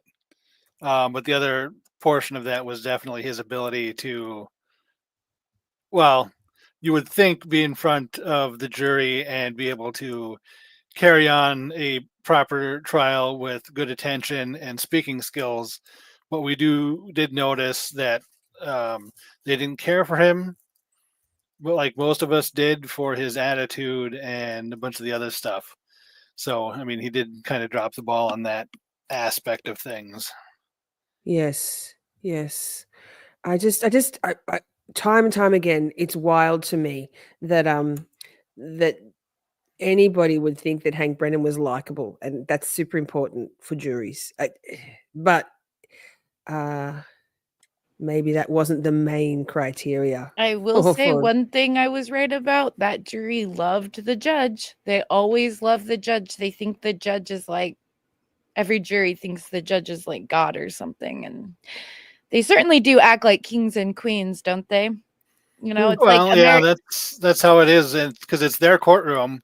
Yeah. And until they are the court, it's the court. They are the court. It's like wild. America, it's like, oh, no kings and queens, but then we have rulings, right, that come from the Supreme Court and such. We have rulings, like from a king, and it's the law of the land, which none of that is actually true. That's all just stuff we've put on it. The Supreme Court is just like literally opinion, but we all, have been Yeah, they're doing their best to interpret what Congress has written into law, right. which is usually not all that well written, despite the number of lawyers in Congress. So they've got the unenviable job of trying to reconcile A with B to try and get some semblance of order out of it, which can be difficult. Right. I'm just like pointing out the weird Yes, like yes. phrases we've put on the Supreme Court, which is not constitutional. No. I just want to correct something. I've heard Paula say she arrived in Massachusetts less than 18 months ago, and I wrongly assumed that she was talking about the states in general. So maybe I was putting some xenophobia there or something. But so chat corrected me that she's been in America, in the United States, since 2010. So my bad. Okay. I didn't take I didn't hear the whole story, so that's on me. So thank you, chat, for setting me straight. I love learning new stuff. So we got another clip. Oh no, one more section from that interview. Let's play that. Car parked in front of the house, which was very unusual. And someone asked him a very stupid question. Oh, so you remember the dumpster in the other house? So of course he doesn't remember the dumpster who was in the neighborhood in that time. Nobody's talking about the dumpster for the past 3 years. They are talking about, that specific house. And he's been questioning about this for years. And he's gonna tell us what he saw that day about that house specifically, not about the other houses. It's totally understandable that he doesn't remember the dumpster. So that was like, I don't know if you guys have the expression here, but he shoot his feet or his food with the information. Doesn't make sense. Denver, because of her behavior, Dr. Laposada, extremely knowledgeable, amazing doctor. She didn't bend to anyone, answer straight and answering all the questions, clarifying everything. And Dr. Wolf, and sorry, if I may interrupt for just a second. So La Posada, she was the one that said, yeah, when he. That's great. Queen La Posada. I mean, it's no surprise, really. I mean, I guess we were a biased. We were leaning very heavily one way, but the defense witnesses were just also solid and informed. Tony, you're nodding. Yeah, that's it. It's they took the answers, they answered the questions, they didn't try to hide the ball. They were willing to answer as quickly and as truthfully for cross-examination as they were for direct testimony. And you could tell they knew what they were talking about. And they were willing to answer anything and everything put before them. This trial had their experts were like, every single expert was like top notch. I mean, the most amazing experts you could find in the country. It's just the trial is crazy. It's going to be interesting when these jurors go back and watch the first trial and see all the stuff, from the first trial. Like, I wonder what they'll think about that because, Did you guys find that clip that I emailed you? Ms. What the fuck? Did you have she was busy queuing up stuff. But I would like to listen to that. Good point. Let me see if I can do it. Hang on. Is it just audio though? Wait, Spotify. Can I do that? Yeah, it's just audio at 17 minutes. Oh, Ms. What the fuck did it? Of course she did it. Superwoman. Okay, my wife dated him when she was in her teens. Oh, my condolences. I know. She's not. She's like a big mistake. She couldn't have done it. But when she broke up with them, like they were like, you don't know who my family is. We run Canton, and this is like at 16. He called her father, who's not my father-in-law, and was yelling at him because she broke up with him. These people are very, very interesting. And then they're having parties after the trials, and they're trying to pretend that they're finally off, like everything's done, everything's finished. They finally are free. When in reality, everything should be focused on them now. Yeah. I mean, Brian Albert, say what you will about him. He had the right idea. I think he went sold the house, moved to Norwood. Now I think he's living way up in Maine, in Aroostook County. You know, I mean, they got to get out of there. Then nothing's ever going to be the same for those guys again. Thanks for the call there, Tom. Okay, so that's it.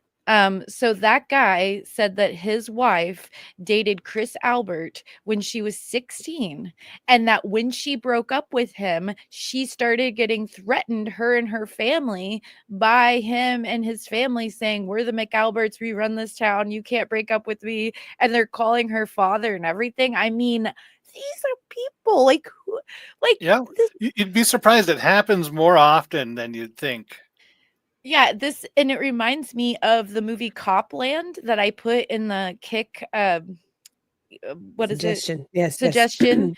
Because in that movie, this dude like moves to this town, and they're all like these cops that are all connected, and it's all crazy, right? It's a really old movie, but it's called Copland, and That sounds interesting. yeah, somebody on Howie Carr's show said this is like Copland, and I was like, oh, I remember that movie. So anyway, but can you believe that? I mean, it's just these people are crazy. They think they run Canton. It's like just I don't know.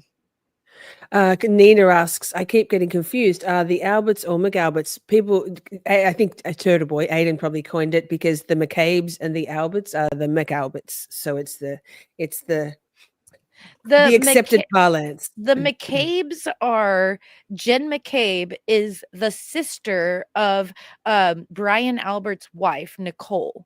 Okay, so and she has known Brian Albert since kindergarten, Jen has.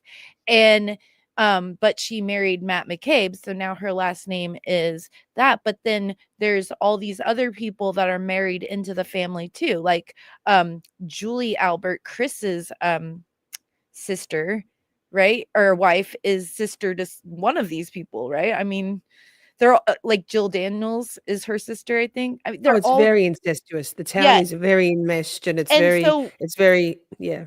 So haves and rather than have-nots. saying all of their last names, we just call them the McAlberts, and it sort of encompasses them all. But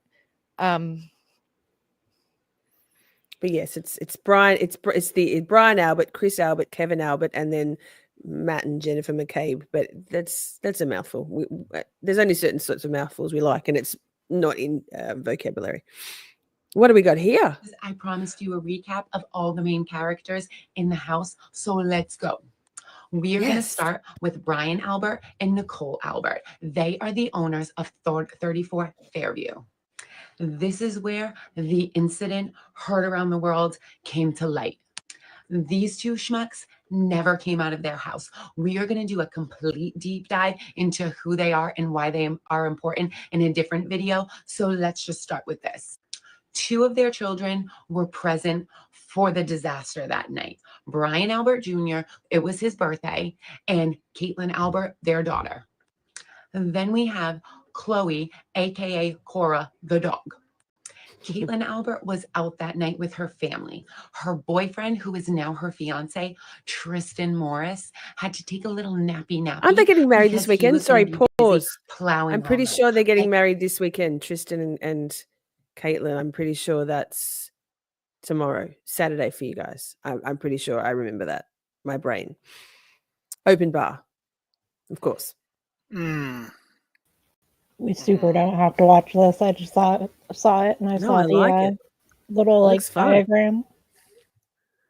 Why not?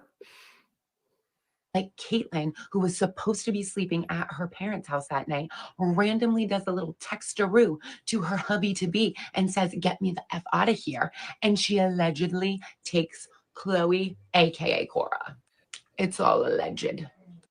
Brian Albert Jr. had 2 friends that are relevant this night. Julie Nagel, who she is going to be known as Fiona.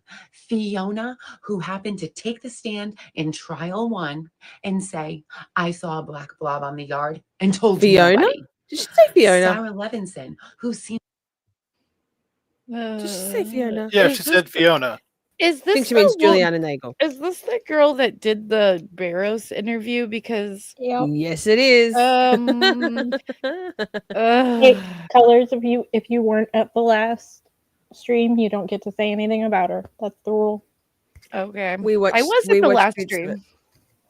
Did you see the bit about yeah, we watched segments of that interview, and while she is very extra, I mean that's TikTok really. It's a totally different vibe to the serious journalists that are here on YouTube. Me, Turtle Boy, lol. I'm not. Colors, you are. But she actually got some really good insights from Barros. So we overcame the format and the kind of, it was very conversational. I actually quite liked it. I'm going to watch the whole thing now. Yeah, keep playing. I like her. She's fun. Okay. Seems like she's a little awkward AF, is a nurse. Then we have the famous Jennifer McCabe, Jenny Boom Boom herself, Jenny from the Crypt. And she is sisters with Nicole Albert, who owns 34 Fairview. Jenny Boom Boom herself is married to Mr. Matt McCabe, who loves to also insert himself in places that he doesn't belong. I like to refer to him as the gossip queen. These two schmucks wanted to keep the party going that night and ended up bringing Julie Nagel and Sarah Levinson home. Jenny Boom Boom and Matty Boy himself have 4 daughters. The only one relevant here is Miss Allie McCabe.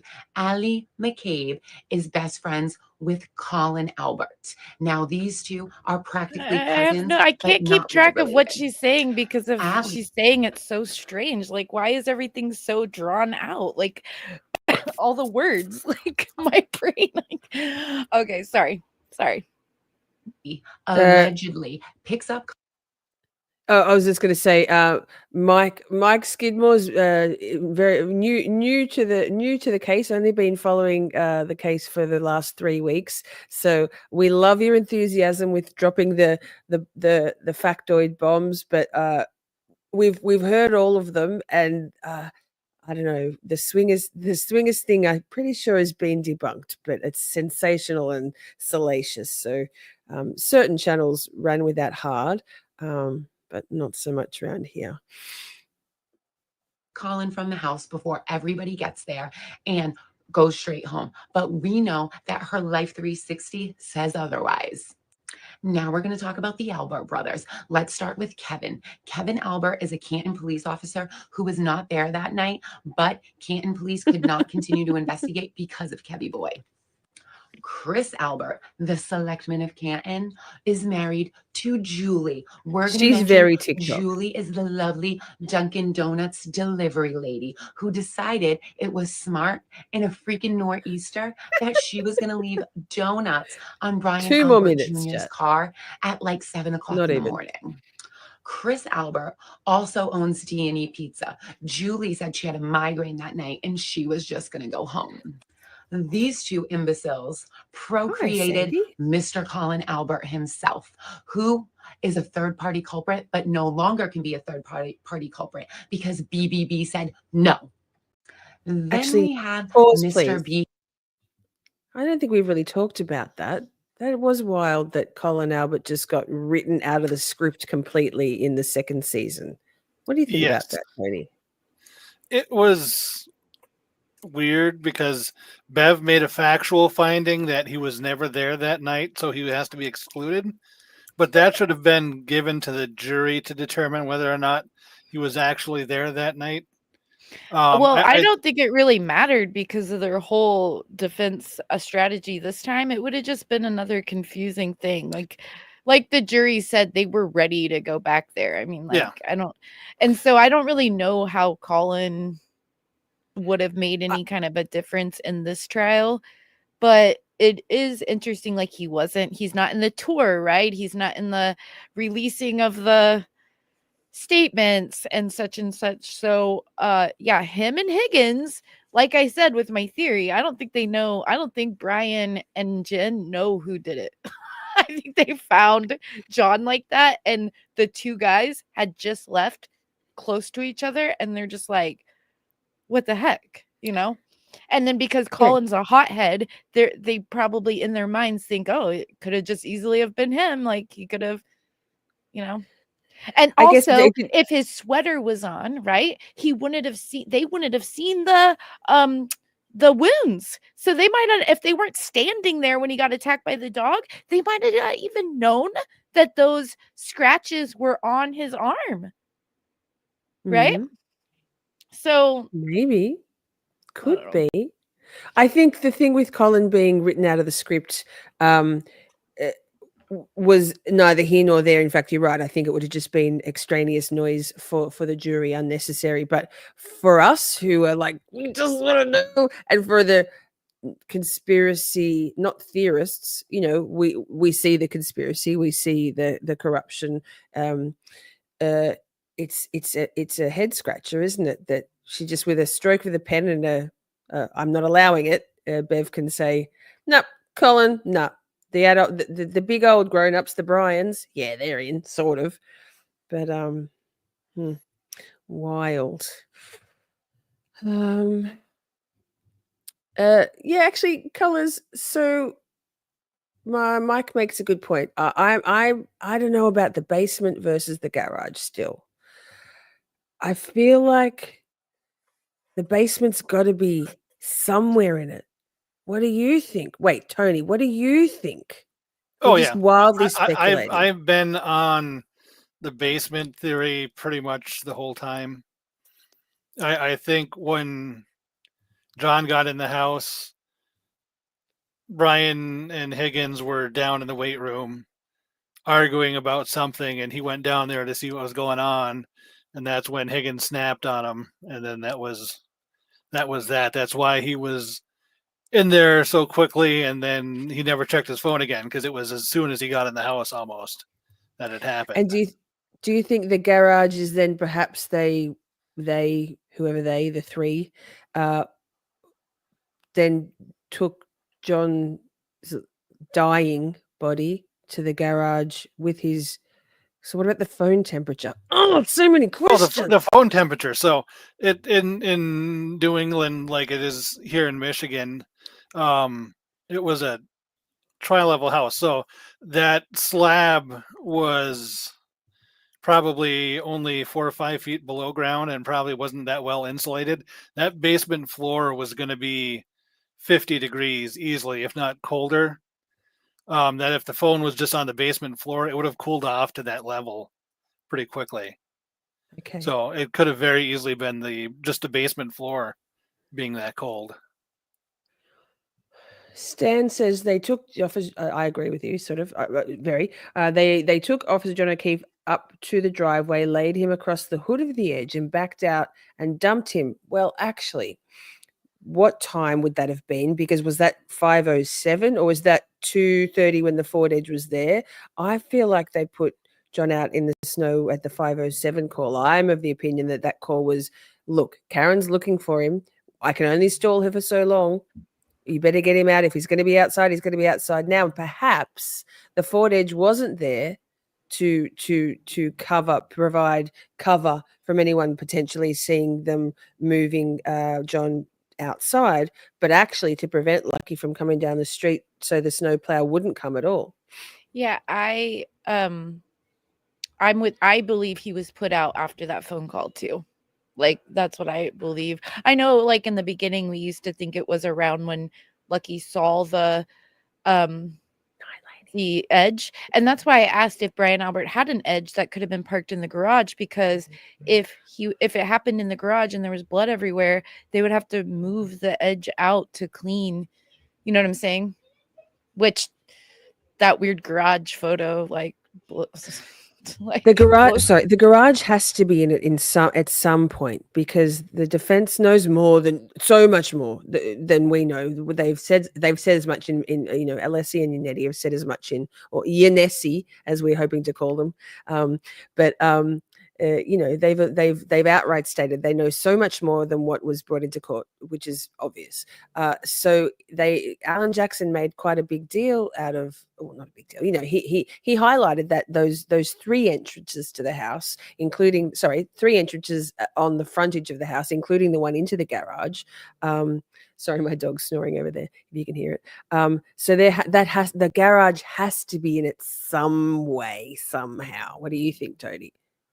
It's possible. Why would they? They could have, after they searched how long does it take to die in the cold, I'm assuming that garage was not heated. They could have just put him out there to freeze to death, out of sight, and then just move the body at the last minute. To where he could be found hit by a car. Still going, what are we gonna do here? I imagine that Brian Albert, if what Dr. Laposada, which I totally believe, says is true, I imagine Brian Albert, being a first responder and a police officer for quite a long time, knew that John was basically about to die any minute. Like if you're a police officer for that long and you know about, like, you're going to see a lot of brain injuries and stuff like that. So I imagine he wasn't thinking that. I think Brian Albert, because everybody's always like, oh, why would a police officer put him on his lawn? Like, that doesn't make any sense. And I'm always like, and they're always like, that's stupid. And I'm like, it's actually really, really smart, because you could put him out there and then just say, I don't know, like, we were all drinking and I have no idea. And then that's sort of like, how are they going to prove anything? But if you're starting to do all kinds of sketchy stuff, like hide him and then start driving around with him dead in some cars to dump his body somewhere, that's going to be super sketch. Because if he just disappears, right? And then now people are looking for him, and Karen's like, well, the last place I saw him was at this Brian Albert guy's house. And then they start looking at camera, because if he's a missing police officer, right? You know what I mean? So, yeah.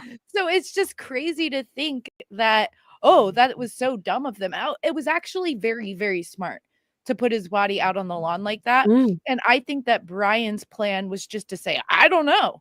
And that Jen changed it all. She inserted herself and got it all confusing, because if you're Brian Albert, you don't want there to be a trial where they're going to be like looking into the evidence and stuff. You want it to just be like, I don't know, and watch, I don't know what happened to him, and that's why I'm thinking maybe they didn't know the dog bit him, right?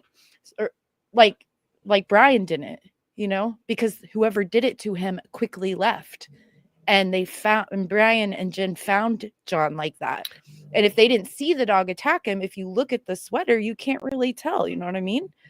Like, what about all their shady shit? Do you think just because what one for all for one once, wouldn't they have just gone? If they didn't have any knowledge at all, wouldn't the well, I Brian think they and thought Nicole that Colin could have done it. because Because Colin left, and so did Higgins, like, really quickly. And then because Higgins could have just, like, we think we came up with the idea that he didn't have his car. Higgins could have just, like, left walking. Everything was close by. You know what I mean? Like 5 minutes away was the bars and stuff. He could have just left. Then Colin, if he didn't even know what happened to John, he could have just left with his ride.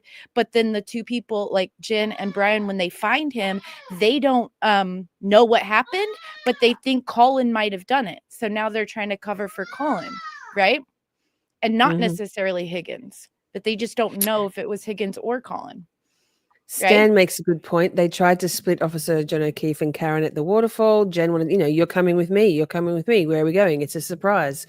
To leave her with that, that would have allowed Brian and Heyyyy the two Brians to get him out the back of the bar in public. You reckon? Just a little beating. Just a little beating. Probably. Public beating. I think what it was is it was a fist fight that ended up going too far. They realized, oh man, this is going to come back on us. And they did their best to try and deflect blame so they didn't have to eat accidentally killing a guy. Plus, they'd all been drinking all day and all night. So nobody makes their best judgment calls when they've got alcohol in their system, do they? The reason So- why I bring up that Brian wasn't there at least at some point, like, is because the phone going up and down the stairs, and whatever happened to John happened really quickly. So I don't think he was just cut. The first thing he would do, Jen invited him over there, is he would greet Jen, see everything's chill, right? We're all hanging out. And then he would go get Karen. He wouldn't be going up and down stairs. But if somebody was looking for Brian, because in Brian's testimony, he said he let the dog out in the backyard, right? And then I think he said he went upstairs, right?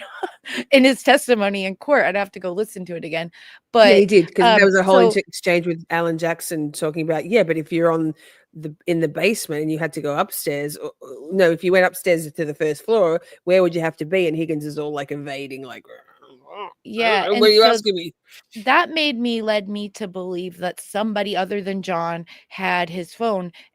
But why would you be going up and downstairs? Well, to look for somebody, to look for Brian Albert, because something crazy is happening, right? And so that's why I came up with that theory, or that just because to explain the phone going up and down the stairs. Yes. There's so many things where you can make something fit, and then someone will go, yeah, but what about? And it's like, back to the drawing board. Good point. Mike says Karen should send some flirty texts to Higgins now. Lol. Oh my. Right? He I'm in the still little won't bubble. get it, Ha Mike. He still won't get it. Like, she could be like, "Can I come to your house right now?" And he'd be like, "Why? What's going on?" My He'd say digits, this. question mark, question mark, question mark, question mark, question mark. Well, I have two words. What guy when hot girls texting them is, "How'd you get my digits?" You know what? What's his name? Sergio Gennaro, Truth Revealed, said he had a feeling that perhaps Higgy's no game and his deflecting of Karen actually coming around and getting Higgy with it. Perhaps he has some no shade and well, maybe a little bit of shade. Perhaps he has some erectile dysfunction and he actually was talking it up but wasn't willing to try to go through with the do, because maybe all that drinking and extra body weight, etc. I'm not sure. I don't have a penis, surprisingly, but I thought that was an interesting take from a guy. Thank you so much, Sandy. Thank you so much, Sandy. Welcome, you Shorties. That's really kind of you. You're in the draw for Miss Shorty merch. We're drawing it tomorrow night, but hear this.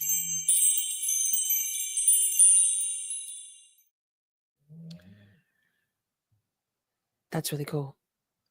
Yay! Yay. Sandy is the best. Yay! Sandy is the best. She came in before and said, Sandy. "Hey, Tony." Yeah, thank you, Sandy. God, sorry if you can hear the dogs snoring over there. So what are we all going to do now? Do we all just not me as a creator, I mean me as a human, do we just all disperse at the end of a concert, that amazing vibe at a stadium show or something, and you're all together and you're all one brain, the brain synchronizes its brain waves when there's a beat, so we're all synchronized, and now what do we do with our lives? Yeah, Well, I think we're at the point where we're at the hotel eating ham sandwiches. right. Yeah. Yeah, we're waiting on the taxi. We're just sitting around talking about the aftermath, and Yeah, it is weird. It is a weird feeling that it's finally done. It's been sort of all consuming of my life. I had to stop writing the article that I'm working on while I was watching the trial. And then if my mind is consumed with anything Karen Reed, that's all it can do. It's like a weird drug or something. And so I can't write or anything. So I've been slowly listening to other just random things, right? And to try to get my mind away from thinking about it constantly. And it's definitely weird that it's finally over. It's just so surreal. And I think a lot of people feel like that. Even the Yes. content is sort of maybe we're up to the point where we're all going to be like Heyyyy and John O'Keefe texting each other the next day, like, what do we actually do? Like, did I break the controller on the Game Boy? You know, we're still reliving the night, but there's going to come a time where we need to all let it all lie. We'll see. Well, at least none of us left our service pistol in somebody else's vehicle when we were drunk. Yeah, definitely. You know, I carry, right? Definitely never left my pistol anywhere. So Nope, me either. definitely never did that. Sidebar, you guys, you cannot imagine how different that culture. Sorry, the different culture of guns in Australia versus the States. And I know not all states in America have the same sort of rules and laws, but in Australia, our gun control laws are so strict. I don't know anybody who legally owns a firearm. I've been in the presence of a firearm and then went to fly out of the city the next day and got pulled up because I had explosives residue, even though I didn't go anywhere near it. It was around my handbag because the delightful character that I was with was cleaning their weapon. Big ass thing. Jeez Louise, I don't know what it was. Cullies, you would know what it was. But in Australia, maybe farmers, you have to have a license, but farmers and that's it. Like police officers, and then the people who own illegal firearms, like wild. It's wild. So you guys are like, yeah, mine this.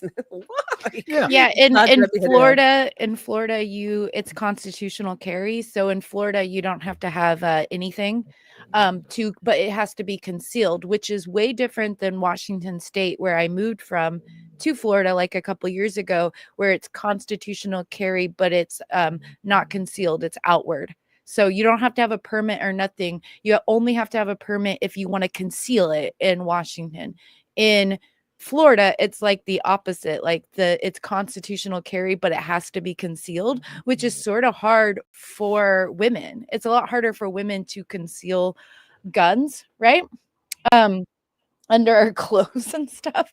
So I have like a band. It's like a yoga type material, belly band type thing that has a holster in it that I put under my pants, like kind of in my pants, but where it's still kind of sticking up. And then I have to like wear loose shirts because the thing is they can't know that you have a gun. Like, so if they can even tell, you could possibly get in trouble. I highly doubt it here in Florida, where I am in Florida, that I would ever get in trouble for such a thing. But I do carry, and it's funny because like my carry gun has like 15 capacity. Okay, yep.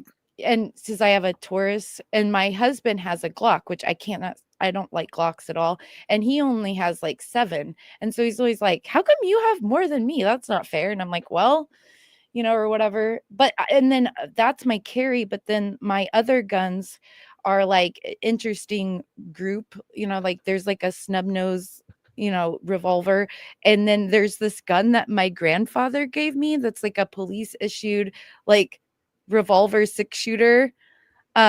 It does have the repeaters. You don't have to pull the thing back each time. Yeah. But like, and that's a really fun gun that my grandma found. She went to a garage sale and there were like just these bins of just junk stuff for like, and they're like, oh, it's just $2. At the bottom of one of these bins was that way back in the day. And so, and yeah, and so like in Missouri's nuts. Like I've lived in a lot of states. Missouri's the most gun-toting out of all the states. Like every grandmother has like a basement full of like stockpiled guns. Like in Missouri, it's pretty wild.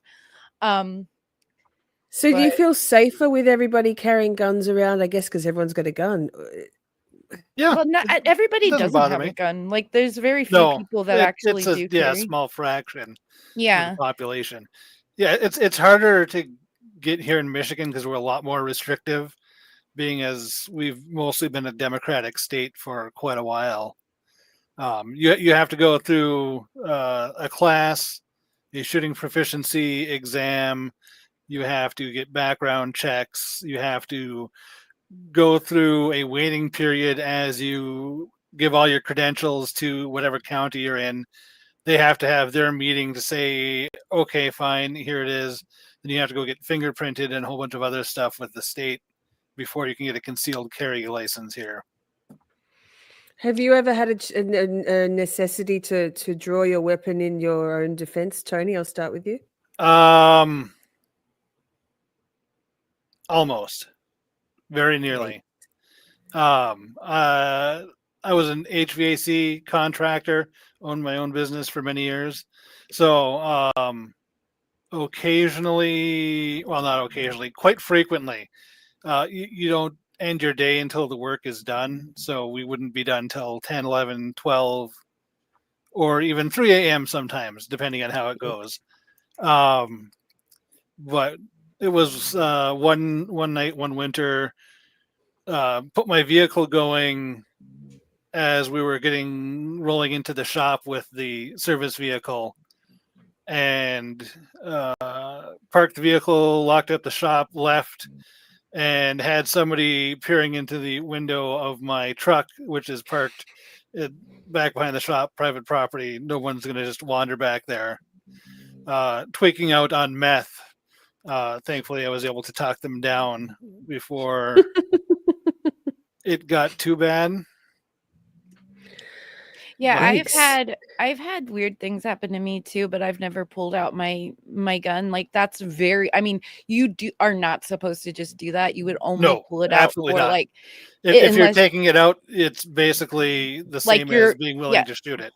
yeah, you're about So, to shoot somebody. yeah. That's the only reason you would take it out. So so I've had like weird things, but I mostly carry it because it's hard to do situational awareness with small children. So like I'm often like putting Yep. them in their car seats and trying to buckle them in, and I'm not able to keep an eye around me, and and I don't want somebody to like kidnap me and whatever. So that's why I carry it. So and then if somebody's being weird to me or causing me issues, like I would still just try to do what everybody does that doesn't carry and just get away from the situation or Yep.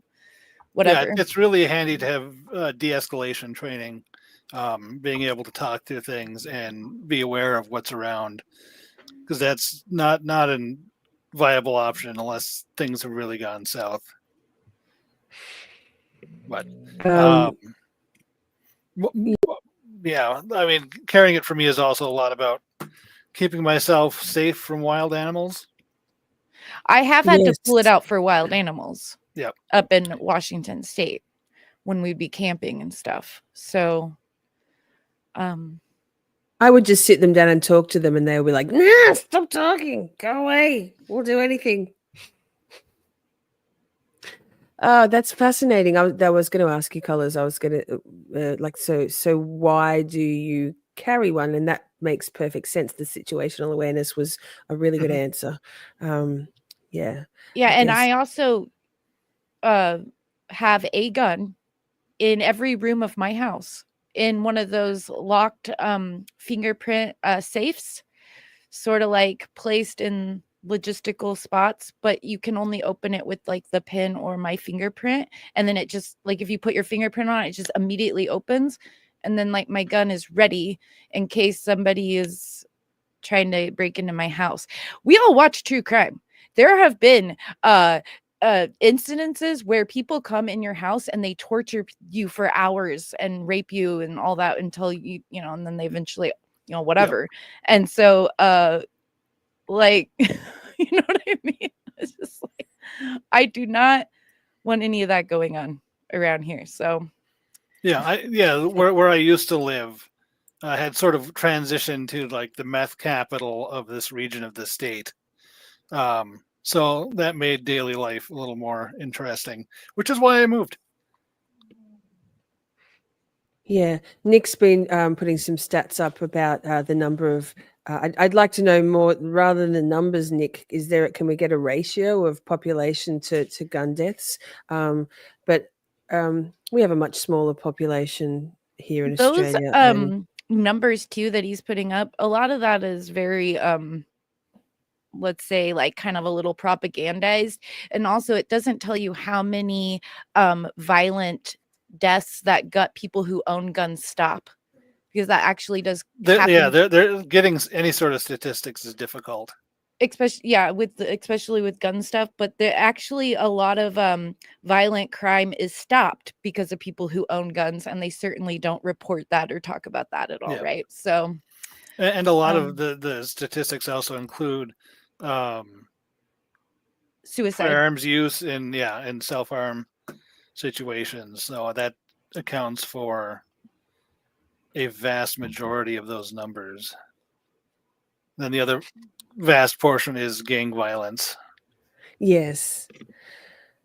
We have gang violence here, and often it's with firearms, but they're illegal firearms. So. And even if they made them illegal here, we would still have all those numbers that he put up, because there's no way that you would keep firearms out of the country. It would all just be illegal, and then no, law-abiding citizens would have any. So it's like it's not like if we just said, oh, guns are illegal, they would all just disappear, right? Australia had a buyback. Well, Australia had a buyback, Yeah. a federally funded buyback where people were,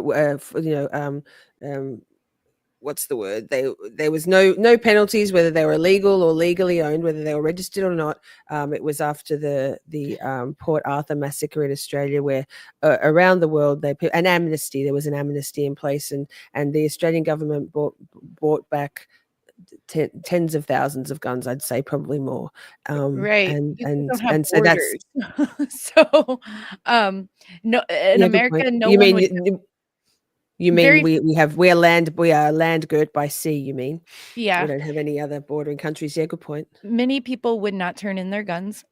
All the criminals that have them definitely wouldn't. And then we have borders where all kinds of stuff is brought across 24/7. So, it's sort of like a pipe dream to think that they could just like disappear in America anyways, Simi makes a good point. Lately, there's been a lot of non-gun deaths. Other weapons. Yeah, I mean, people are going to do what they're going to do.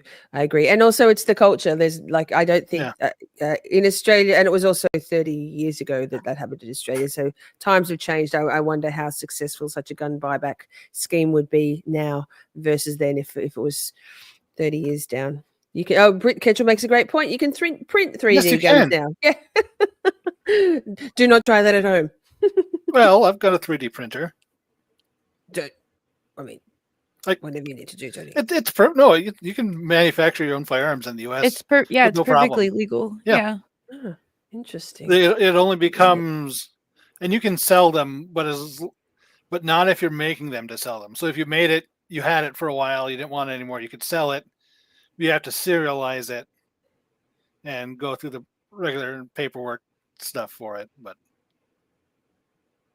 I mean, even if you didn't have a 3D printer, as long as you've got access to some semi-decent machining tools with a small amount of knowledge, it's not hard.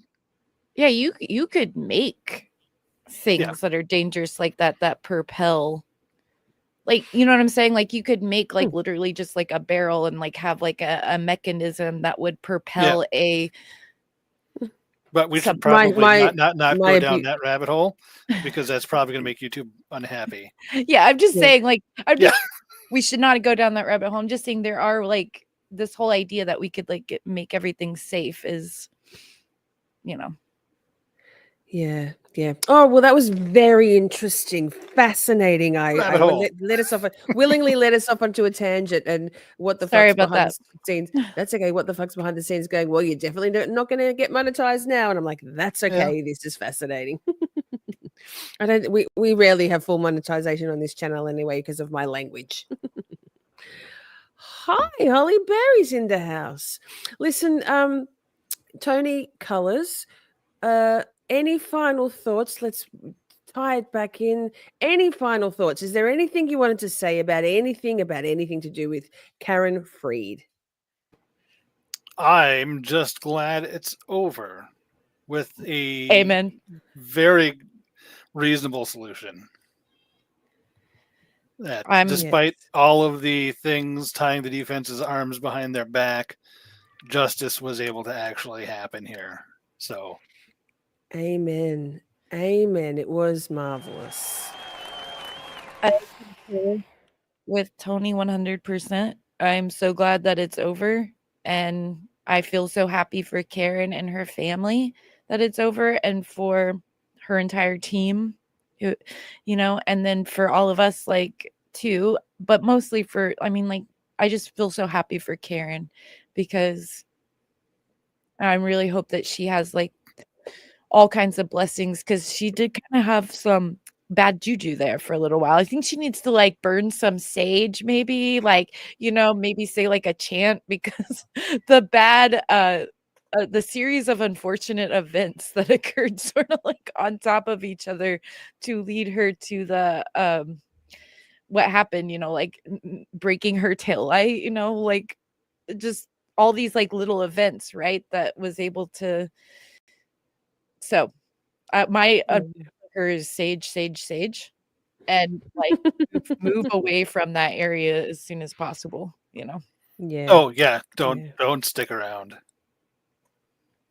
Well, thank you so much, Colorsflight. Thank you so much, Tony. It was a great conversation. Always, we'll have to find a shared common trial in the future that we can chat about, because I think we have a great dynamic. So, Oh, I'm sure we will, Oh, absolutely. Yeah. So There's always some criminal getting tried, and hopefully less some innocent person being tried for something they're doing. But we'll be on it. yeah, and even if they are guilty, the state doesn't just get to do whatever they want. So even if they are guilty, the state still has to follow the rules. And so if they're not, I'm not going to be down with them. Okay, just saying. Yeah. Okay. And, on All right, that thank line, you. one other last parting thought is my thoughts go out to the O'Keefe family, hoping that Yes. they can find some sort of peace through this whole process, that now that this is over, that they can try and heal, and eventually, hopefully they see that Karen didn't do it, but just so that they can have peace with everything that's happened. Absolutely. Good night, chat. Good night, guys. I'll talk to you guys later. Bye. Mwah. Thank you, Tony. Thank you, Colorsflight. Well, there we go. What a fantastic conversation. Love, 10-10. Good people right there. Great. Always down for some Colors theories. She does a lot of thinking, that one. Not that Tony doesn't either, but so thank you so much, Chad. That was a fun night. If you didn't get a chance to watch the week that was our stream before this, go and check it out. Ms. What the Fuck put together, and me, a little bit me, put together a pretty cool bunch of clips and YouTube stuff, TikTok stuff, tweets, amazing bumpers.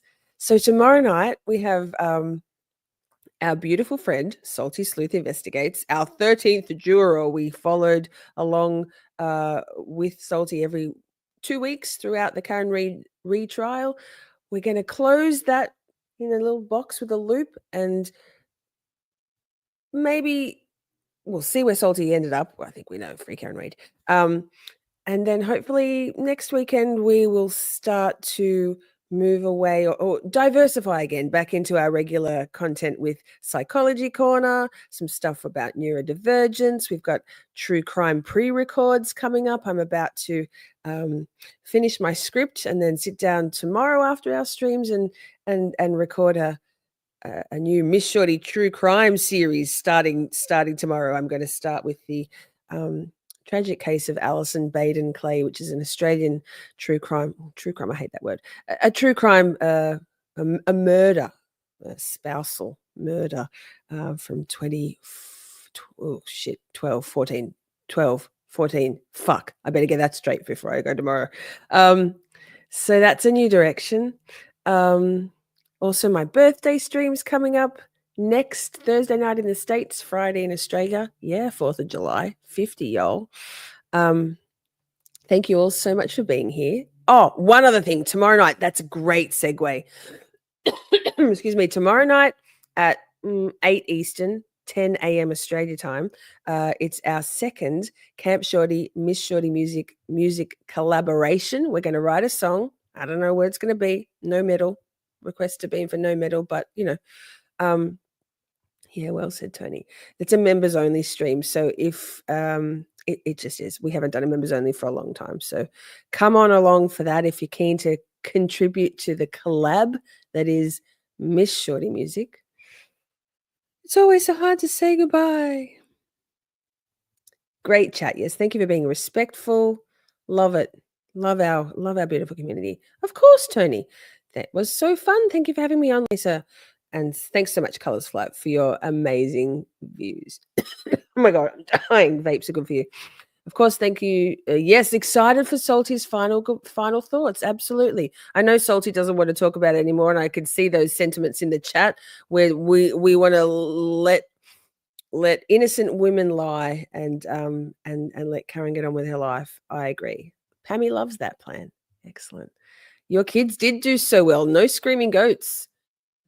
Do you have more adult ADHD stuff coming up? Yes, Holly. We will do next weekend. Yes, next weekend.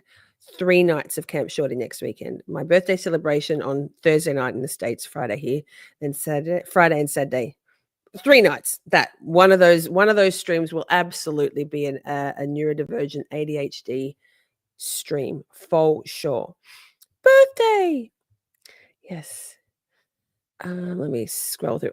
Shunned one. How's Ma? Is she okay? Thank you so much. That's really kind of you, darling.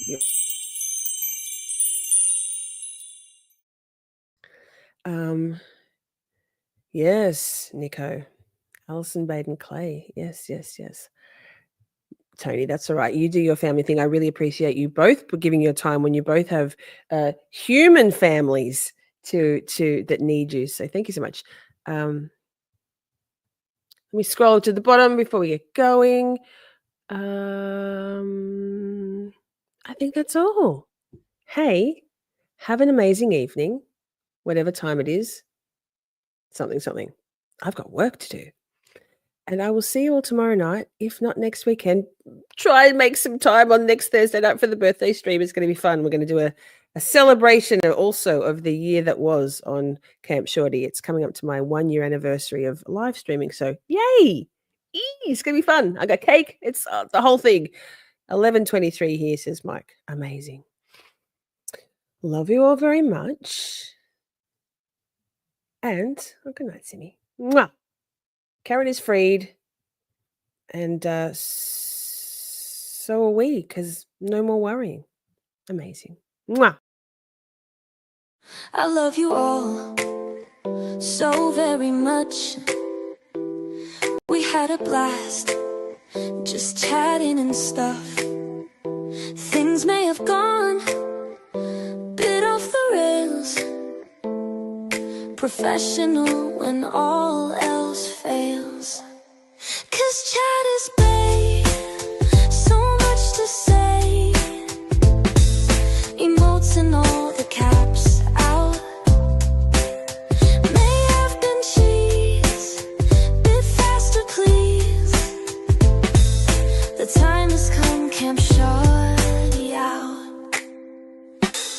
We're skating through all the tough things, learning about this and that, defense motions, prosecution, and narcissistic twats. 'Cause chat is babe, so much to say. Emotes and all the all caps out. May have been cheese, bit faster please. The time has come, Canp Shorty out. Community, just you and me. Occasionally, Buster and Poppy. It's a whole thing, Miss Shorty swing. Together we make each other happy.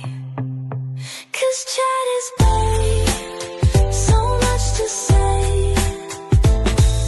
Emotes and all the caps out. May have been cheese, bit faster please. The time has come, Canp Shorty out. I love you all